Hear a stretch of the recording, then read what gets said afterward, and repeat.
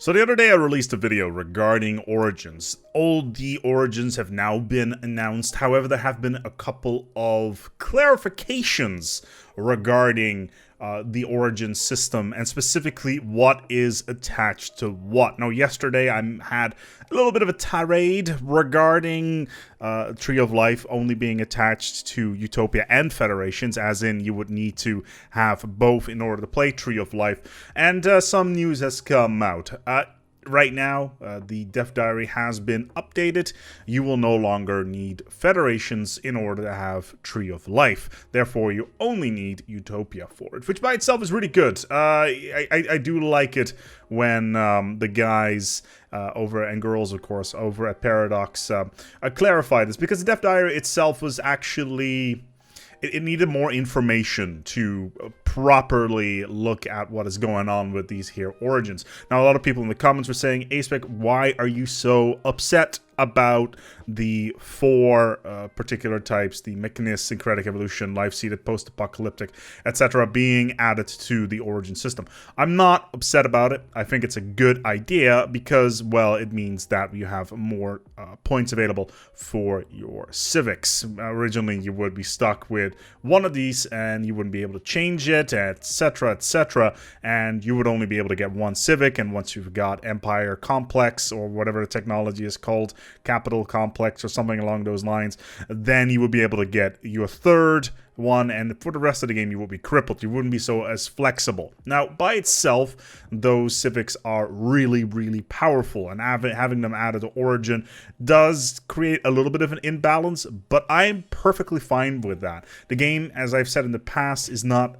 in my opinion, supposed to be balanced. It's supposed to be fun. Balancing for fun rather than balancing for balance is really the way to go. If you play multiplayer, sure, I understand that it's probably not the funnest thing, but I can pretty much tell you that probably about 90% of people that own this game, probably even more, don't play multiplayer. Anyway, we're gonna go have a quick look because we have more information, which is always exciting. First of all, we actually have a picture now of the Calamitous Birth, where lithoids will slam into a planet with their colony ships in order to colonize it.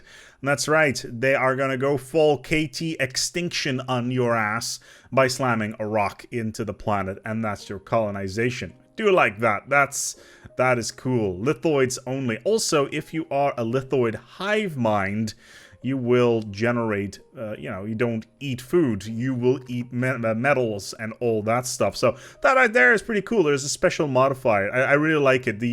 One of the developers, I believe it's Eldoran, has been very proactive designing new and cool mechanics, and I think lithoids was one of the main reasons, was one of his very first projects. I could be wrong about the name, my apologies. Could be the new UI designer, not entirely sure, but him being added to the team has been a boon for pretty much everything, because lithoids added so much more value with having those lithoid traits. Also, we have a couple of things to talk about regarding the following. So, Doomsday, 64 years, yada yada. You're gonna lose your most profitable planet, most productive planet.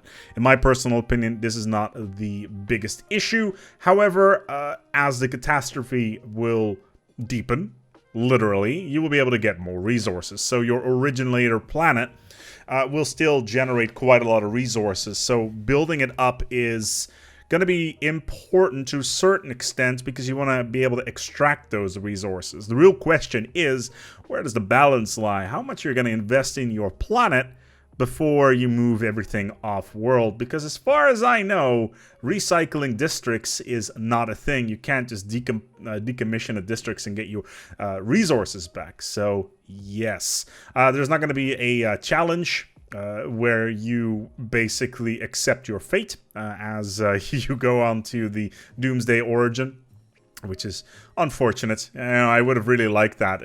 Accept your fate achievement where you just wait for 64 years on one planet. It's just amusing to me. Like, almost nobody would do it except for achievement hunters or just the novelty of it. But still, how far can you get with that one planet challenge before it blows up? I think that's going to be a fun community thing. related empires, specifically with fallen empires, it's gonna depend on what your empire is like. So your empire makeup is actually going to influence whatever your partner empires are going to be like in Hegemon or the Federation or the Fallen Empire start, the Scion starts. So that right there is pretty cool. As I mentioned before, the Lithoid Hive Mind with Tree of Life, you will get bonuses where you are, again, symbiotically linked to the Tree of Life, but instead of food, it generates minerals, or at least eats minerals. It's not entirely clear what there is going on, but yeah. What else do we have here? The Federation members with the Federation start, they will take up your guaranteed habitable worlds, which could be a little bit annoying if you want to expand. We kind of touched upon this yesterday, so yeah. Then there's Galactic Doorstop, which is basically refusing to pick anything. But it's really important to know that something that hasn't really been touched upon and is really important, I feel, especially with Galactic Doorstep as well as several of the other origins. Most of the origins will have extensive event chains attached to them.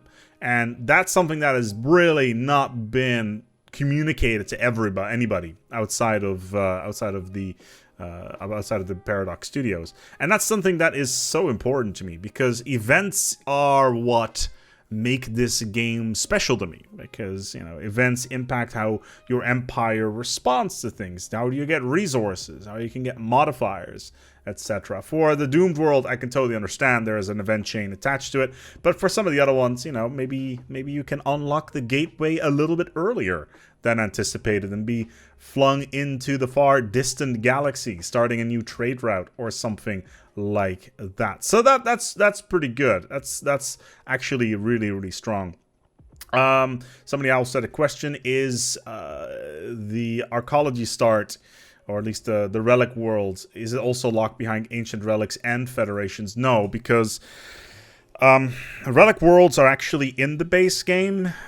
If you have the first federation, which is the first league, actually, the precursor species. Fan Habanus, which is the final planet that you can find. It used to be an Ecumenopolis, but now it is actually a relic world.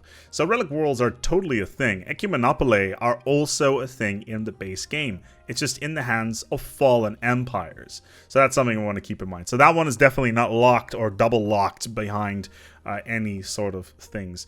And then finally, what have we got here? Oh yeah, Shattered Ring.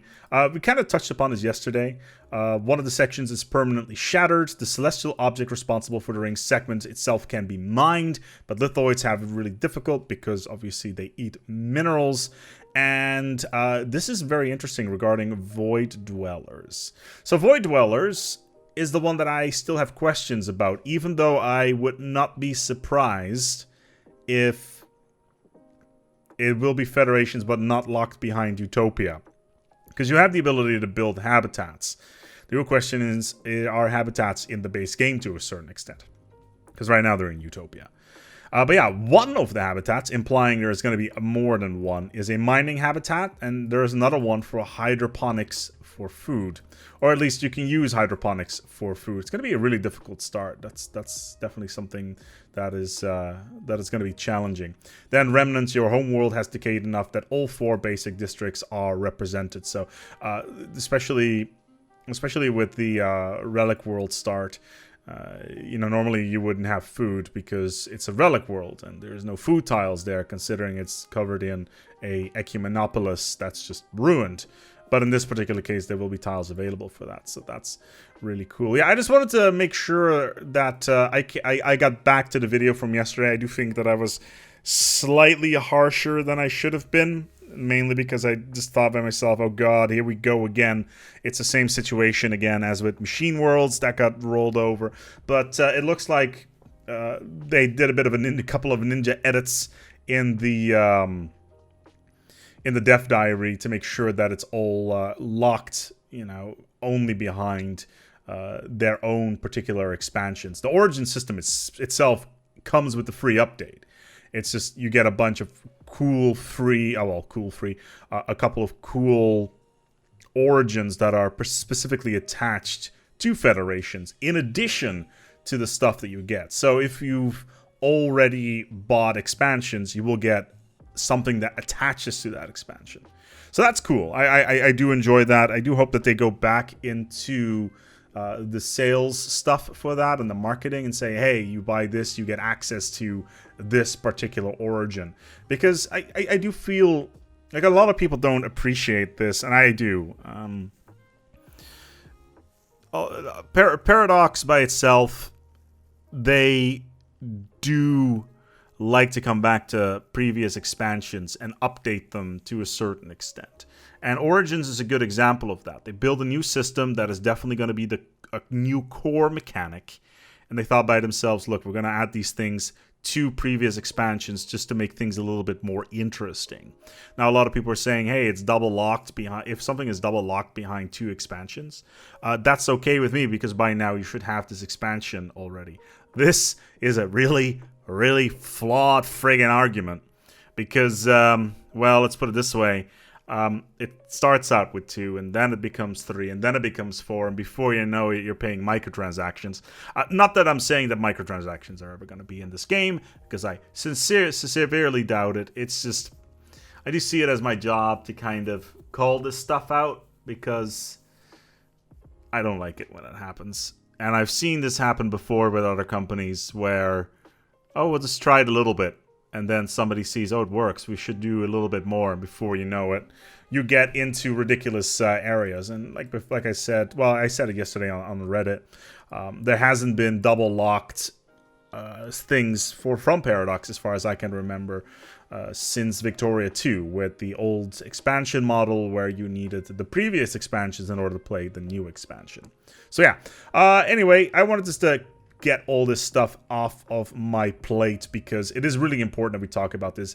I just want to say once again, I love the idea of Origins. No, I am not upset that Mechanist, Syncretic Evolution, Life-Seeded, and Post-Apocalyptic are moving to the Origin system. That's fine by me. I think it's really cool. It asks for more civic slots, and it fits within the system. So if you felt that, oh yeah, he's bitching about this, it's probably because I was in a bad mood yesterday. My sincerest apologies. I hope that clears everything up. I actually am looking towards the Origin system as well as Federations as a whole, because I think it's going to be, together with Utopia as well as Distant Stars, the #1 expansion to get for the game once it comes out.